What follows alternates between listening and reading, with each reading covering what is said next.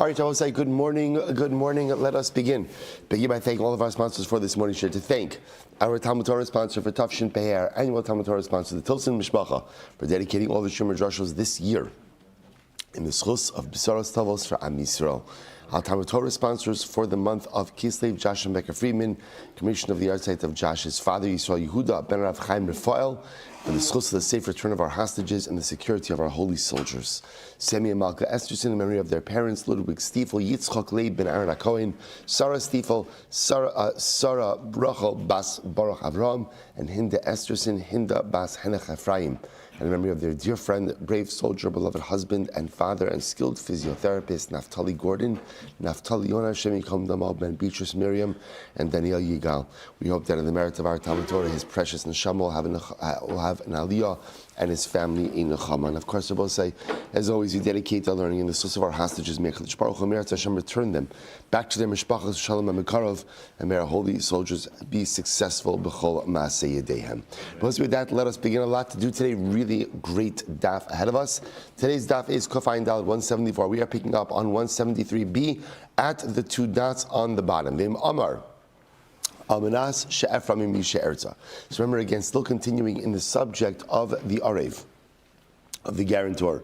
So remember again, we saw in yesterday's idea, yesterday's Gemara, one of the primary concepts about an Arev is that halacha l'maisa, you can't go to the Arev first. You can't go to the guarantor first. Now the truth is, the Gemara dangled in front of us that perhaps there is a concept or a construct of arvos, of guarantorship, that allows the lender to go to the arev first, but in general, you have to go to the borrower before you go to the guarantor.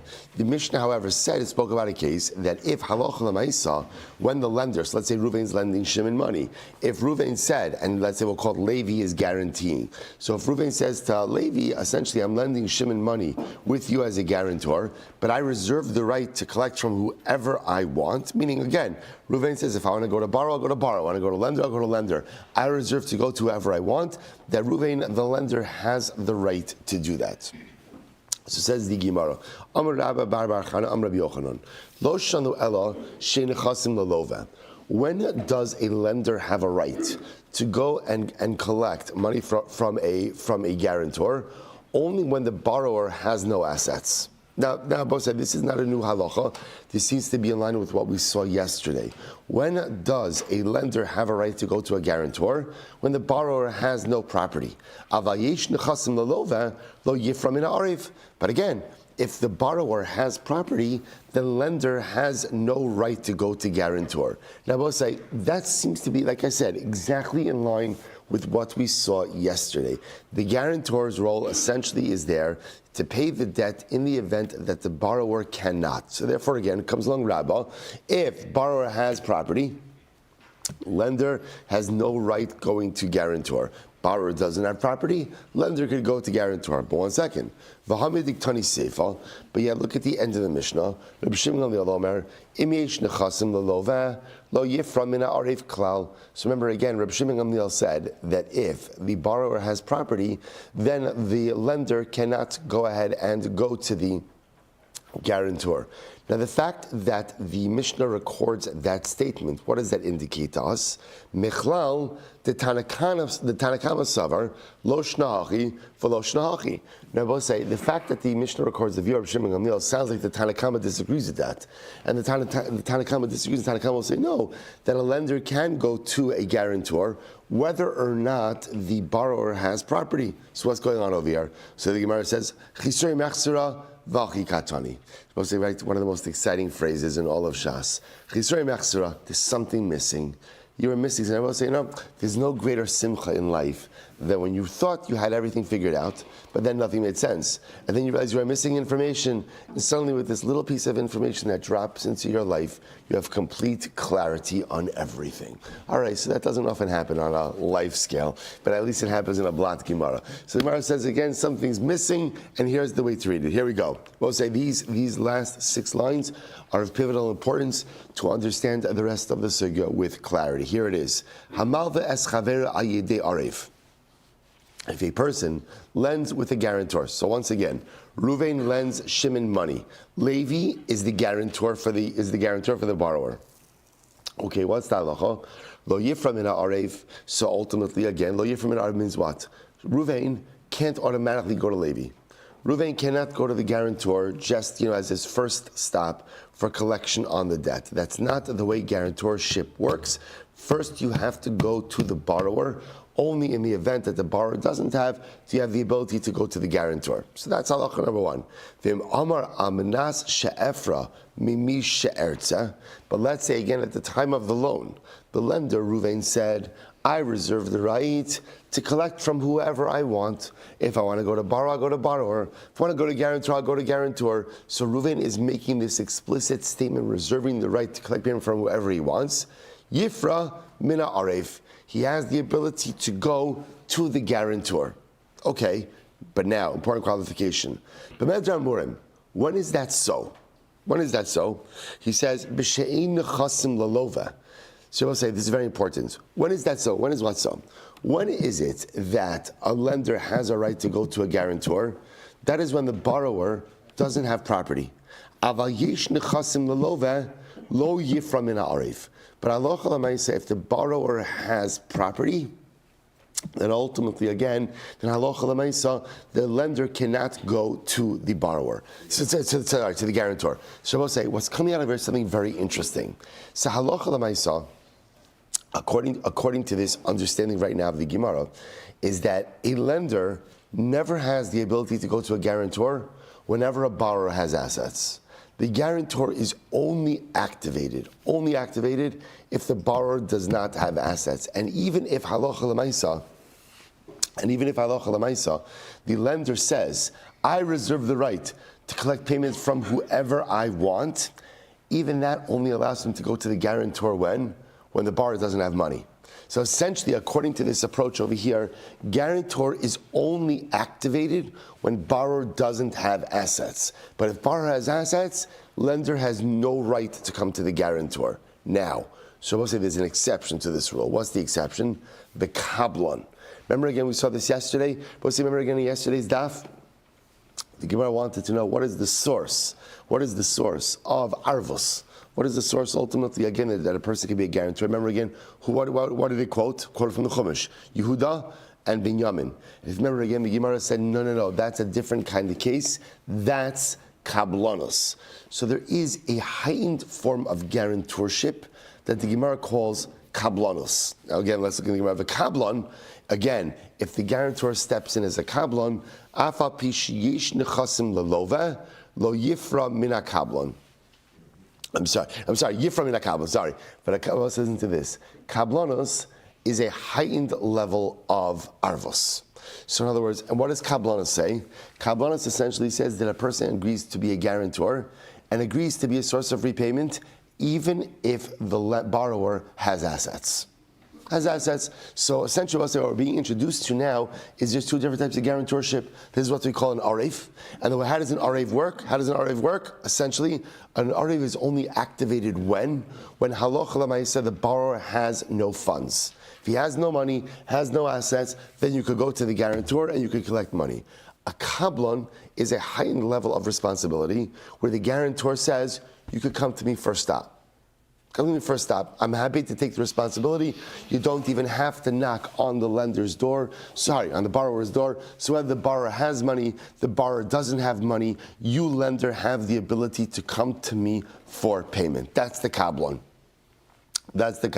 So you guys said, kablon, afapi sheyish nechasim lalova, yifra min kablon. When it comes to a kablon, even if the borrower does have money, halacha l'maaseh, lender has the ability to go to the kablon for repayment. Incredible. Top of Kufay and Daled, 174. It says the Gemara. Rabbi Shmuel Silber says, Im yesh nechasim lalova, echad zeh ve'echad zeh lo yifra mehen. So we'll say, interestingly enough, Rabbi Shmuel comes along and says, if the borrower has assets, then ultimately, again, whether the guarantor is an arif or whether the guarantor is a kablon, the lender cannot collect from the guarantor. So this is very interesting.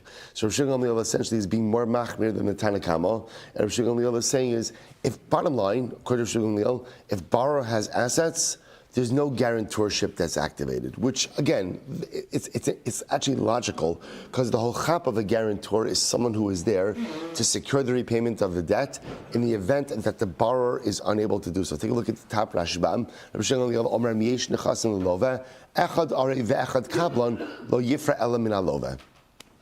Incredible. So we'll say, so let's just pause here for just a second because this is really dramatic. Because now what we've just gotten from this is kind of like a comprehensive panoramic view of the way that guarantorship works. So essentially, again, we'll just go first with the Tanakama. Two different types of guarantorship. What we'll call an arev and a kablon. An arev, what we'll call just a regular guarantor. When is that activated? Only in the event that halacha l'maisa, the borrower doesn't have money. If he doesn't have money, doesn't have assets, then you go to the guarantor. And even if the lender says, I reserve the right to collect from whoever I want, halacha l'maisa, you still can't go to the guarantor if the borrower has money. That's arev. Kablon is a heightened level of guarantorship. And what Kablon essentially says is, Levi, the guarantor, is saying, I am essentially, we'll say essentially, you know what Kablon is? Kablon is essentially the guarantor stepping into the role of the borrower. That's essentially what it is. I'm assuming the responsibility of a borrower. And therefore, halacha l'maisa, come to me no matter what. That's Tanakama. Rabbi Shmuel says no.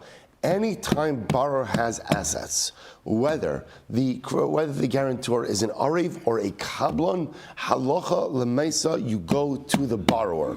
Only in the event that the borrower doesn't have assets can you go to the guarantor. Incredible. So we'll say, this is beautiful. This is absolutely beautiful. So now again, this is our construct for guarantorship right now. So let's go weiter. Says the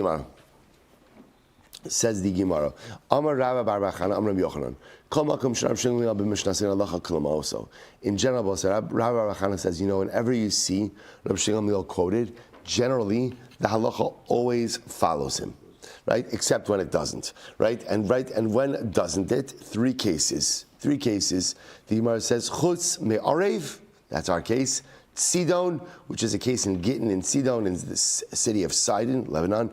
Viraya Achrona, and the halacha, and a case concerning introducing new evidence. Which, remember, again, we're not going to get into these cases. Point over here, what I want to make to is the Gemara making the declarative statement that the halacha does not follow Rabbi Shimon Gamliel in this case over here of Arvus, and therefore the halacha follows the construct as we just outlined this. Therefore, both say essentially with the premise that the Gemara we just reject Rabbi Shimon Gamliel, and therefore the premise we're operating on is as follows: when is a regular arev activated? Only when there is no money for the lova, for the borrower. So again, Shimon has no money, Levi, the arev, will be activated. But if Levi is a kablon actually pretty much stands in the place of the borrower, and a kablon could be petitioned for repayment even if the borrower has money. So that's the construct we're going with now. Here we go. Amrafuna.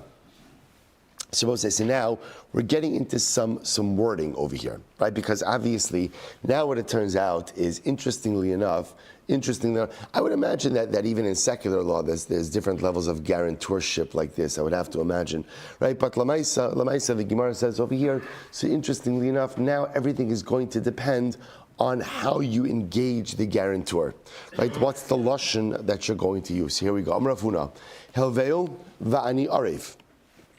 So again, I will say, remember, the case is Ruvain's lending Shimon money. Levi is the guarantor. So let's say again, Levi says to Ruvain, Hilveo, lend Shimon money, va'ani arev, and I will be the guarantor. Or Halveu va'ani porea, lend Shimon the money, and I'll pay you back. Halveu va'ani chayiv, or go ahead and lend him money, and I'll be chayiv, I'll be obligated. Haveu va'ani nosein, or lend him money and I'll pay you back. I'll give you back the money.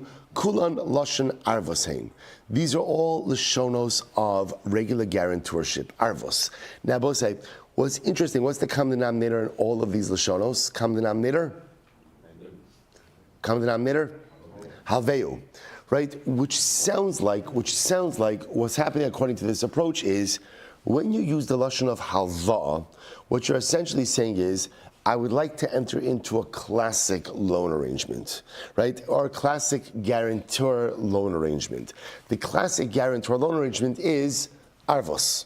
not kablonos, right? So therefore, again, so anytime you use lashon, almost so it sounds like the Gemara is saying, anytime you use lashon of halva, ultimately, again, you're engaging as an arev. And if you take a look at the Rashbam says, Daha lashon halva ka'amar, where, I'm sorry, the Divrei Maskil is kulan lashon arvasein. Daha lashon halva ka'amar, halveu hu yihiyeh lo, va'ani porea im lo yifra lo. So I'm engaging in a classic loan scenario, and in a classic loan scenario, halacha l'maisa, the guarantor has the status of an arev and not of a kablan. Okay, let's look at the next Lashonos. Tein lo. What happens if Levi says to Ruvain, give Shimon money, v'ani kablan? Okay, so that's an easy one. He's saying I'm a kablan, right? Or tein lo v'ani porea, give him and I'll go ahead and pay you back. Tein lo v'ani chayiv, give him money and I'll be chayiv. Tein lo, Ruvain, give to Shimon money, v'ani nosin, and I'll go ahead and I'll give you back. I'll pay you back. Kulan lashon kablonosin. These are all the Lashonos of kablan. Now we'll say, now again, what's the common denominator in all of these Lashonos? Right? Tein. So interestingly enough, now Tein seems to be a much more forceful lashon than halveu. So it seems to be the using of lashon of Tein indicates that the guarantor is taking a much more active role in this transaction. How does a guarantor take a more active role, a more active transactional role? As a kablan. As a kablan, he's saying essentially, you come to me, you give him the money, and you come to me for repayment. If you look at the Rashbam, Tein lo, Masra hamaman biyado, give Ruvain, you give the money to Shimon in his hand, Va'ani efra enu lacha, I'll pay you back. Ein kan lashon halva. So if you notice again, there's no lashon of loan over here. Ella shlichuse dahai dika amar tein lo avin malva. So I'll say this is fascinating. The Rashbam understands that the lashon of tein is almost a lashon of shlichus. That here Levi, the guarantor, is essentially going ahead and saying to Ruvain, give money to you'll be my shaliach. I'll pay you back. I got you. You come to me. This generates ultimately again an obligation of kablonos. Incredible. Ibailu. So now we're going to ask the following shayla. Haveu vani kablan. So we'll say, what happens if you mix it? So essentially, what comes out of here is as follows. When it comes to the din of arvos, it sounds like anytime you use lashon of halva, you're creating an arev situation. And whenever you use lashon of tain, you're creating a kablan situation. Okay, what happens if you mix and match? Ibailu. Haveu vani kablan, right? Literally again, lend him, and I'll be the kablan. Tein lo vani arev. So you're mixing and matching the lashonos over here. I'm Rabbi Yitzchak, lashon arvos, lashon kablanas. So Rabbi Yitzchak says that's not a shayla. If you say the word kablan, you're a kablan, and if you say the word arev, you're an arev. In other words, once you're using those explicit lashonos, I don't care if you use tain or you use halva. If you're saying kablan, you're a kablan. If you're saying arev, you're an arev. Rav Chisda said, really, kulan lashon kablanas bar mehalveu vani arev. So we'll say this is actually interesting. Rav Chisda says the truth is, in general, it sounds like Rav Chisda saying the default is kablanos, unless of course you use an explicit lashon of arev, which is quite a fascinating. So Rav Chisda seems to say like the default setting of arvos is to be a kablan. Heightened level of guarantorship, which is actually quite interesting, becomes Rava, which is how we pass in halacha l'maisa. Rava Amar kulan lashon arvosein bar mitein lo va'ani nosein. So we'll say, so ultimately again, Rava says no, just the opposite. In general, almost every single lashon that we use is going to be a lashon of kablanos, unless of course, it's going to be a lashon of arvos, unless of course the guarantor says, tein lo, give him the money, and now I'll give it back to you. Now, most obviously, if Levi the guarantor says, give him the money and I'll be a kablan, obviously that's a kablanos. But absent that lashon of tain lo, so tain, remember again, not haveo tain, which sounds like a shlichus, va'ani nosein, and I'll give it back to you, is a lashon ultimately of kablanos. So I will say, by the way, the Rambam Paskin is like Rava, so which is very important. The default setting of guarantorship is arvos, not kablanos. That's the default, right? So again, anytime you're using any of these non-explicit lashonos, the assumption is that when Levi steps in to be a guarantor, what does that mean? That Levi is guaranteeing in the event that Shimon, the borrower, does not pay back and does not have the means to pay back, come to me for payment. Shimon has the means for payment, don't come to me. Don't come to me. If, however, again, Levi says, Tainlo, v'ani nosin, Reuven, give Shimon the money and I'll give back to you. Or Levi were to say, I'm a kablon, in that case he would be a kablon, a type of guarantor. Remember again, in a kablon type of guarantor, Reuven the lender could even come to him first for repayment, even before he goes to the borrower. Incredible. Amar Mar Bar Meimar Ravashi. Hachi Amar Abba. So Mar Bar Meimar said to Ravashi, this is what my father said, Tainlo, v'ani nosin, ein lemal ve'al halo ve'klum. So I'll say this is very interesting. So Mar Bar Meimar takes this a step further. He says that my father used to say that in a case where Levi, the guarantor, says to Reuven the lender, Tainlo, Reuven, lend money. I'm sorry? Give money, sorry, thank you. Give money to Shimon, and I'll give it back to you. So literally, Reuven has no claim against Shimon. So I'm going to say this is a very strong statement. So literally, again, what Mar Bar Meimar is saying to Ravashi, the name of his father, is that when Levi steps in this role of Kablon, so pretty much, so Levi replaces Shimon. It's almost as if Levi himself becomes the borrower, and it's almost what he's saying is Reuven has like no claim on Shimon. The claim is only against Levi. So the Bava said that is a very strong statement. The Gemara says Velohi. No, that is incorrect. There is still a lender-borrower relationship, and as much as Levi may be a kablon guarantor, he is still a guarantor, and the primary claim is still against the borrower. However, listen to this, Velohi, lo miftar lova minei demalva ad sheyisa v'yitin biyad. So I will say this is fascinating. Now, there is one way in which the claim would be from the lender to the borrower, from the lender to the guarantor, and the borrower would be absent from this transaction. How would that happen? So I'll say, imagine the following scenario. So what happens? So Levi guarantor says to Reuven lender, Reuven, Tainlo, right? Go ahead, give money to Shimon, vani nosim l'cha, and I'm going to pay you back. So again, that makes him a kablam. Watch this. What happens if Reuven were to give the money to Levi? The guarantor, say, Levi, you take care of it. You want to give it to Shimon? You give it to Shimon. In a case like that, the Gemara suggests that halacha l'maisa, in that case, the claim is really just between Reuven and Levi, and in fact, Reuven has no right to go to Shimon. Which, by the way, it sounds, at first glance, it sounds shocking, right? But then when you digest it a little bit, it actually makes a lot of sense. Why? Because essentially in this particular scenario, pretty much Levi has stepped in as the borrower.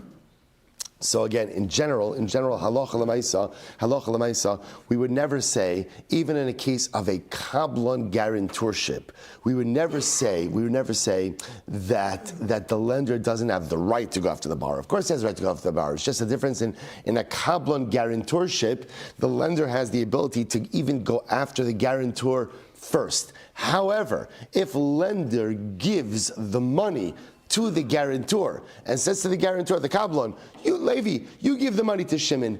In that case, essentially, guarantor has become the borrower, and technically speaking, Reuven the lender has no right to go after Shimon for anything because his relationship really isn't with Shimon. His relationship is with Levi the guarantor. So both say, so this is some good, again, always good to have conversation in case there's a lull, whatever, at the Shabbos table. So you can have, what is the scenario in which the borrower and the guarantor are the same person? How can you ever have a case of a borrower and a guarantor as the same person? That's this case, where the lender gives the money to an Arev Kablon. In that case, essentially, again, Levi is the guarantor, but essentially Levi also becomes the borrower to the point that Reuven can't even go after Shimon. Absolutely incredible. Okay, let's go weiter. Hahudaina. So we'll say, okay, we had a story time. Hahudaina. So let's listen to this. There was the following scenario. Let's just use names to illustrate to make it a little bit easier. Reuven lent Shimon money. What happened? Shimon went ahead and defaulted. So Reuven goes to Beis Din, and what ended up happening over here is the Dayan, the judge, ruled and allowed Reuven to go ahead and seize Shimon's property. Now, he did this without calling Shimon to Beis Din.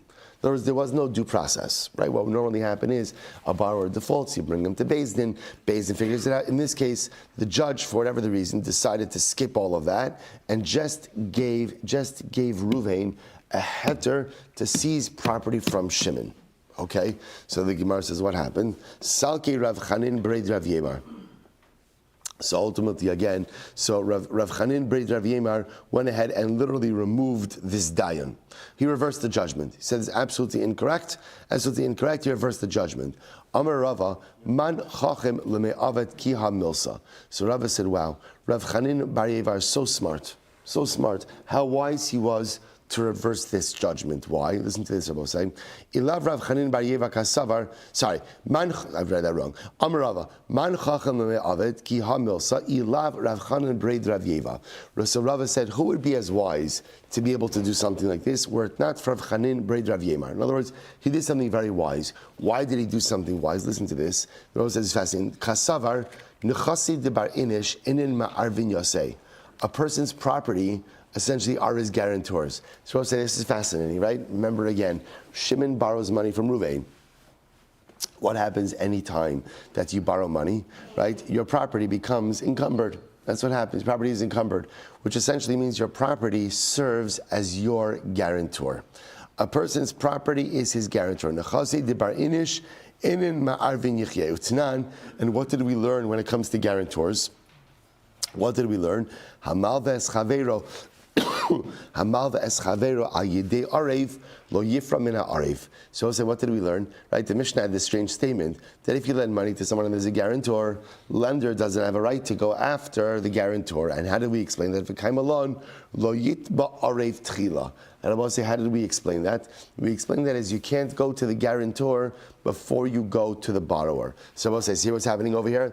When Reuven lent Shimon money, so right, Shimon's the borrower, and Shimon's property are his guarantors. So in this case over here, Shimon wasn't repaying. This Dayan gave Reuven the right to seize property. But one second, you can't go to the guarantor until when? Until first you go to the borrower. So in this case over, Rav Chanan said the judge ruled erroneously because he gave a right to the lender to go to the guarantor, quote unquote, to collect from the property before going to the borrower, and that is an erroneous ruling. Therefore, Rav Chanan reversed it. Incredible. So the Gemara goes weiter. Hahu arva diyasmi depari lemalvim mekamed lo dino liyasmi. So we'll say, okay.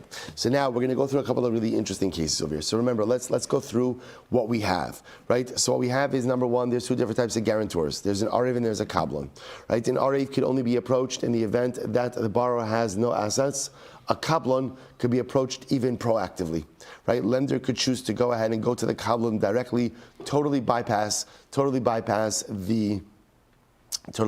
the borrower. There's even a more extreme case where essentially the kablan becomes the borrower himself. What's that case? That's a case where the lender gives the money to the kablan and tells the kablan to give the money to the borrower. In a case like that, the lender doesn't even have a right to go to the borrower because essentially the borrower, the kablan, right, the guarantor becomes the borrower himself. Different lashonos will trigger different relationships. The default setting of guarantorship is kablan, unless of course the default setting of guarantorship is arev, unless you indicate to the contrary. Okay, so now a couple of interesting questions, a couple of interesting cases over here. How arva diyasmi? Suppose that there was a guy who was a guarantor for Yisomim. So just to show you what happened over here is as follows. We'll call him Yaakov died. Yaakov left behind an estate. And he had three sons, Reuven, Shimon, and Levi. Now Yaakov had outstanding debts when he died, and we'll call it that Yisachar. Let's call it that Yitzchak. Yitzchak was the guarantor. Yitzchak was the guarantor. Okay, so that's what it means. This is Hahu Arva Diasmi. So there was a guarantor. When it says there was a guarantor for the Yisomim, what it really means is there was a guarantor on the debt that the father of the Yisomim made. So Yaakov died. Yaakov had borrowed money, and there was a guarantor. There was a guarantor for those. That's Yitzchak. Okay, so what happened? The pari l'malva mikamei lo dino liyasmi. So listen to this. This is fascinating. So Yitzchak, the guarantor, says, you know what? Like this, I want to pay off the debts. I want to pay off the debts of the estate. So he pays off the debts of the estate without ever discussing it with the Yisomim. Now again, Yitzchak is the Arev. What's Yitzchak's cheshbon? And in Yitzchak's mind, right? So you ever have like a situation like this where in your mind you have everything planned out, right? There's only one problem, which is you never spoke about this with anyone, right? So there's other parties involved in this. You have a whole plan that involves multiple people, right? And in your mind, it's perfect. You're going to do this, you're going to do this, you're going to do this, but you never bother to inform anyone else of this grand plan. So what happened? Yitzchak the Arev has this great plan. What's his plan? I'm going to be the hero. I'm paying off the debt for the Yisomim, and then what? Of course, what is he going to do? What is he going to do? He's going to come back and collect it from the estate. Or he's a hero, not that big of a hero. In other words, I'm going to pay. I want to kind of wipe the slate clean for the Yisomim. I'll pay off the debt, and then I'll come back and recollect from the estate. Okay, sounds like a pretty good plan. So the Gemara said the party of the Malvin say, but the only problem is he never told the Yisomim about this. By the way, if you take a look into Rashbam for just a moment, it's in the intermediate lines, about 3 lines in Ahu Arva Diasmi, Aviyam Lava B'chayev. So here the Rashbam spells out the case. So remember again, the father, we'll call him Yaakov, borrowed money during his lifetime. V'zen na'asa arev l'malva b'shvilo, u'la'achar mosa para arev tchila, mikamei dinat vino liyasmi, klor mishalo para, v'lo mishal yisomim, shalo hifsik l'tavam. So again, so just so you understand, in this case over here, the creditor, no one has come forward to claim money against the Yisomim yet. But again, Yitzchak, the guarantor, he knows about the debt. Because remember, again, he was the guarantor on the debt of Father Yaakov, right? So here, the guarantor figures, let me just pay it off, right? No one asked, right? The creditor has not come knocking. The Yisomim may be aware, may not be aware, but again, the guarantor figures, let me do this, wipe out the debt of the estate, and Shalom al Yisrael, and I'll come back and collect from the estate. So now can he collect? Samra Papa, no. Priyas Balchov Mitzvah. The Yasmi Lav Benemi Avad Mitzvah Nenu. So also there's an interesting lashon over here. So Rabbi Papa says the repayment of debt is a mitzvah, and Yisomim are not obligated in mitzvahs. Okay, so now what does that mean? So we'll say, so first of all, so just to give a little bit of color to this. So something interesting happens over here.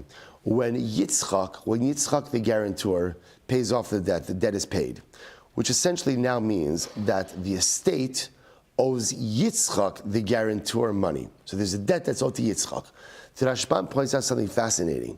That debt that is owed is what's called, bless you, is a milva al peh, is an oral transaction. Because remember again, there's no shtar. There's no shtar. The shtar that existed was between Yaakov and the creditor. So now there is an oral loan. There's an oral right there. There's a verbal loan that exists. So again, there is a mitzvah. So take a look at the Rashbam now. Priyas Balchov mitzvah. Ha'ariv atonase Balchov umalva al pehu. So remember again, the Arev, now the guarantor, becomes the creditor. It's a verbal loan. Mitzvah laparo. So again, assuming the Yisomim are minors, if they're minors, they're not necessarily obligated to go ahead and in mitzvahs yet. So because of that, he would have to wait till they get to the age of majority. Then he could bring them to Beis Din. And once they're in Beis Din, they could go ahead and adjudicate this particular issue. But Papa says essentially, assuming we're dealing with minors, halacha l'maisa. So again, it's not saying that Yitzchak, the guarantor, can't collect. But he's going to have to wait, and he's going to have to go through a judicial process. He's going to have to go to Beis Din. Again, not in a contrarian way, but just like anyone else who wants to collect from an estate. So Rav Huna Yeshua Amar, Eimar Tzrari At B'sei. So what's interestingly enough, Rav Huna Yeshua agrees.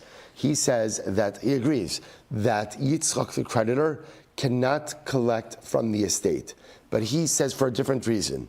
We're concerned that maybe Father Yaakov prepaid the debt before he died.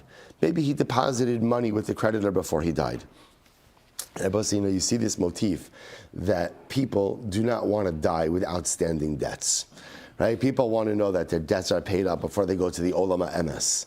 So Rav Huna Yeshua says that here Yitzchak, the creditor, Yitzchak, the guarantor, paid, but for all Yitzchak knows, before Yaakov died, he already paid the debt. So because he already paid the debt, we can't just allow Yaakov, the creditor, to collect from the estate. So the Gemara, so my benayah. So we'll say, interestingly enough, the Gemara says, okay, now they're both kind of saying the same thing, which is that everyone is agreeing that even though Yitzchak, the creditor, seemingly did a very nice thing by paying back the debt, he can't collect from the estate. They're both saying the same thing. So that's the practical difference between these two opinions. So we'll say a good nafkamina would be in, let's say, a case where Yaakov on his deathbed admitted that the debt was not paid. So therefore again, according to Rav Huna, Rav Yoshua, obviously he's admitting that he hasn't paid it. But according to Rav Papa, the estate would still not be obligated to pay it because this is now only a verbal loan, and therefore again you'd have to wait until the Yisomim come of age, and only then could Yitzchak, the guarantor, collect. Inami tishamtu umeis b'shamte. Either that, or Rabbi said the loan was due already before Yaakov died. Yaakov was in default. Beis Din put him in chayrim for non-payment, which is clear again that the loan was not paid. So according to Rav Huna, it's clear that the loan was not paid, and therefore, technically speaking, under those circumstances, Yitzchak, the guarantor, should be entitled to payment. But according to Rav Papa, who says, no, it's still a verbal loan, so therefore he can't collect it from the Yisum until they reach the age of majority. Incredible. Shalchu mitam. So, I'm sorry. Good. Shamtua umeis b'shamte. Shalchu mitam. Shamtua umeis b'shamte. Hilchas Rav Huna, Rav Yoshua. So we'll say, so they sent a message that indeed, if halacha l'maisa, it was clear, excuse me,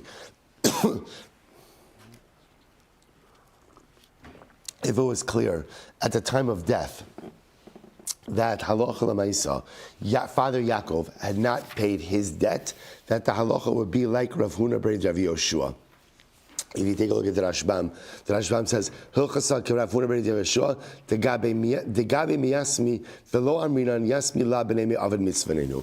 So we'll say, interestingly enough, so the halacha follows the following way. This is how the halacha comes out. So in this case, where Yitzchak, the guarantor, did something nice, repaid the debt of the Yisomim, of the estate, without talking to anyone about it. So what happened? Now, can he collect from the estate? So essentially, the Gemara says like this: if we know for sure that the debt has not been paid, we know for sure that it has not been paid, either again Yaakov admitted on his deathbed that it wasn't paid, or he was excommunicated for non-payment of the debt at the time of his death, then halacha l'maisa, we paskin like Rav Huna, and guarantor, Yitzchak the guarantor, can get repayment from the estate. If, however, again, we're not sure about the status of the debt, then in that kind of case, Yitzchak, the guarantor, would have to wait until the Yisomim reach the age of majority, and then again go through the proper legal channels to try to get repayment for the debt. Incredible. So May says, Orev shahayish darchav yotzi mitachas yado. So we'll say, if you have an Orev, a guarantor, right? And the guarantor has the loan document. Now, both say, if a guarantor has a loan document, right? If you were to piece these pieces of information together, what narrative would you come up with? Right? He must have paid off the debt. In other words, the only way that a guarantor is going to be holding the loan document is if he actually paid off the debt. So now again, so now you have Yaakov who borrowed money. Yaakov borrowed money, and Yitzchak, the guarantor, is showing up with the loan document. So what's the halacha? In a gova, he cannot collect. Now again, these are all Yisomim cases, right? So in this case, so what's happening over here? So Yitzchak, the guarantor, is coming to, now Yaakov died. Yitzchak, the guarantor, is coming to the estate and saying, hey, Chevra, Yisomim, I paid off the debt of your father, now pay me back. And again, he has the document to prove it. So in a gova, he cannot collect. He cannot collect. Now, what does it mean he cannot collect? So Hashem points out over here, he can't collect until the Yisomim grow up, and once they grow up, he could go through the normative legal channels to collect from the estate. V'imkasav bo, hiskabalti mimcha gova. Interestingly enough, but if, let's say like this, if there's a note in the document, right? The lender wrote a note in the document, and in the note it says, I, the lender, received payment from Yitzchak the Kablan, then ultimately, again, he can collect with it. I was going to say, what's the so the Gemara says, V'im kasabo es kabati micha gova. Now, what's the difference in that? If you look at the Rashbam, V'im kasabo hamalve his kabati mimcha mina arev. So we'll say, the difference is like this. At the end of the day, is it possible that maybe the malve dropped the star, and that's how the Kablan found it? Is it possible? It's possible. It's possible. And therefore, again, remember, we are hyper vigilant with the money of orphans in the estate. So because of that, even though you're the Aref, right, even though you are the guarantor, and you're showing up with a loan document, which under normal circumstances would seem to tell us that you repaid the debt, because it's Yisomim, we're going to wait till the Yisomim grow up, you'll adjudicate this out. If, however, again, there's a note, a certified note, it has to be certified, obviously, certified note, that the lender says, I, lender, received the money from this Kablon, okay, then that's what we'll say, then that's indisputable, and therefore Allah Lamaisa, in that case, the Arev would be able to collect from the estate. So I'll say, so ultimately, again, according to Yeshua, you could come up with this case where Yaakov the father died, and he admitted that he owed the money before he died. But according to Papa, even with a note from the lender, right, still is problematic, because Papa said just in general, halacha l'maisa, again, you have to wait till the Yisomim become of age. Shani hasam lahachi tarach the kasav le'iskabat. Even Papa will agree, I will say, when Yitzchak the guarantor shows up with the loan document in his hand, and on it there's a note from the lender, and the lender said, the guarantor, Yitzchak, paid me, we'll say that's pretty solid. In other words, at a certain point, you just have to accept the enormity of the proof that is being furnished, that Allah Chalamaysa, that the guarantor paid the debt, and even Rav Papa would agree that under those circumstances, guarantor can collect from the estate. Incredible. All right, there was another story, a lot of good stories today. Hahu Arva, David Kochavim. So we'll say, so same case. Father Yaakov, right, borrowed money from an Akum, from a Gentile, right? Then what happens? Now, again, Yitzchak was the guarantor on the debt. Father Yaakov dies. Yitzchak, the guarantor, decides to be a nice guy, and what does he do? He says, you know what?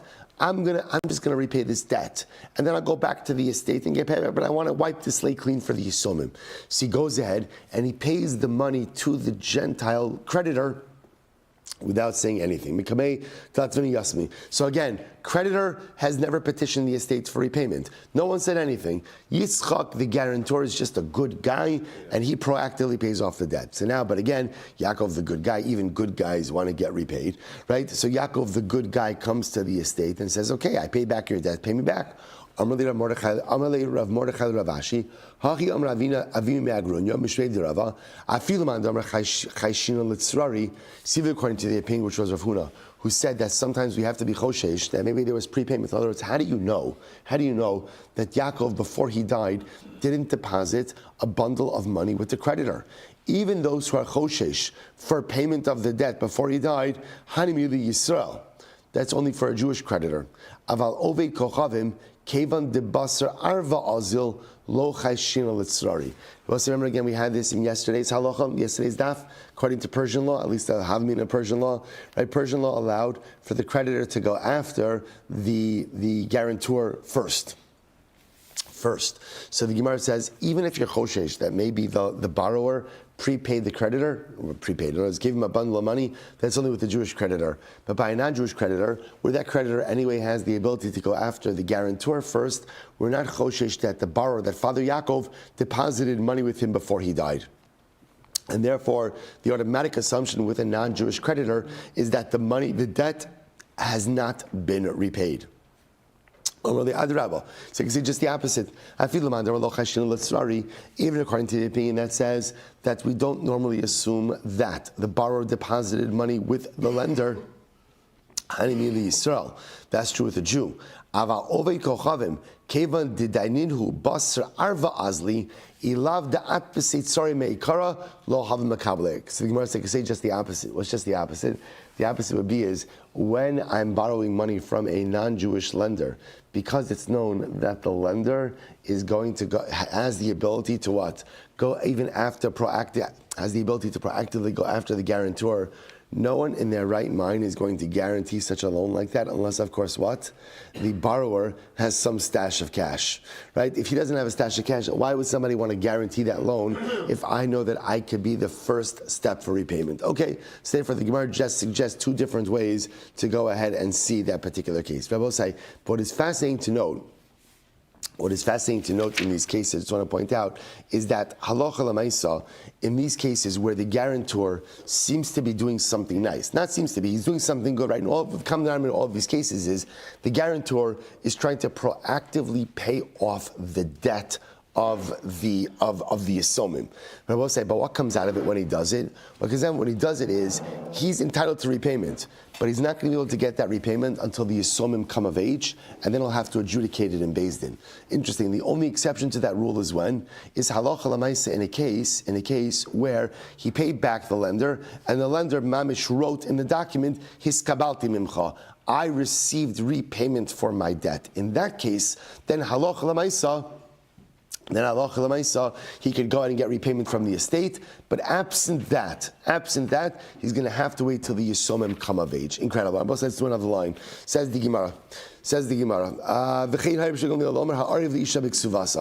we'll say this great story. Moshe bar Artzi, Arva diksuvasa de kalsevas. Well, say, remember again, Moshe bar Artzi, that's his name. Moshe bar Artzi was the guarantor for his daughter-in-law's ksuva. Right? Isn't that interesting? So Moshe bar Artzi had a son. By the way, we're going to see Moshe bar Artzi's son was Rav Huna. So Moshe bar Artzi's son went ahead. So Moshe bar Artzi guaranteed the ksuva for his son. For his daughter-in-law. Okay, so listen to this. So what happened? So the Kalsava. So Rav Huna was Moshe bar Artzi's son and had fallen on some difficult financial times. So Rabbi gives an eitzah to Rav Huna. He says, Leika denezel denaspe eitzah Rav Huna. So why doesn't somebody give Rav Huna this eitzah? What's the eitzah? Denegar shledvisu. Great idea. Rav Huna, go divorce your wife. Go divorce your wife. Now, stay till the end, right? Go divorce your wife. Go divorce your wife. Remember again, when you divorce your wife, what do you have to do? You have to pay ksuva. Rav Huna, we have no money. V'tezo v'tigbik ksuva sameavua. All right, and what's going to happen? So Rav Huna, when you divorce your wife, you have no money. What's going to happen? Your father, Rav Huna, your father is the guarantor of the ksuva. Your father is going to have to pay out the ksuva of your wife, v'hadin hedri, and then remarry her. And it's fantastic. It's fantastic, right? Just go ahead and do that. Go ahead and do that. And Lamaisa, again, that's a good eitzah.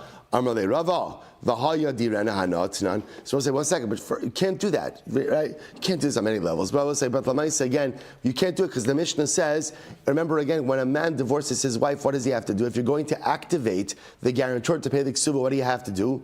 The husband has to make a neder that his wife can't get any anah from him, and therefore can't remarry her. I will say, by the way, I just want to tell you something. Tremendous Moshe Haskell in this story, that sometimes, so obviously we don't know the family dynamics over here, but it is fascinating to see the lengths that people will go to avoid having direct conversations, right? In other words, there's a much easier eitzah over here.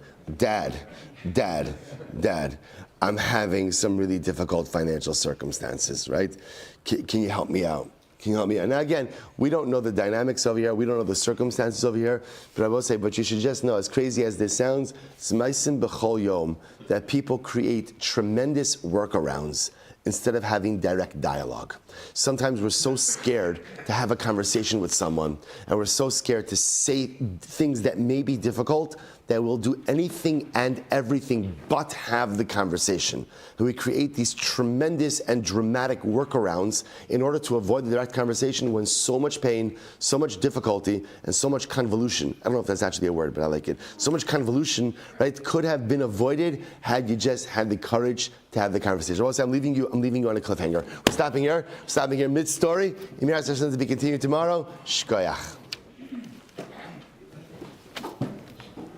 All right, have a great day, everyone.